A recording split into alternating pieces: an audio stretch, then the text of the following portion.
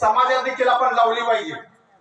अशी शिस्त समाजात लावली तर हा बलशाली भारत व्हायला वेळ लागणार नाही. आणि ते तुम्ही आम्हीच करायचं आहे. त्यासाठीच गुरुजींची दडपण आहे.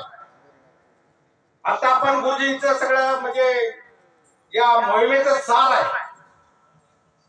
तर हे सार आपण ऐकून घ्यायचं आहे आणि आपण आपल्या गावी गेल्यानंतर आपल्या घरी गेल्यानंतर हे सगळं बदलण्यासाठी प्रयत्न करायचा मित्रांनो.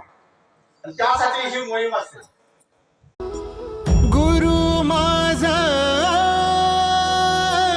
गणगोत गुरु हीच माऊली.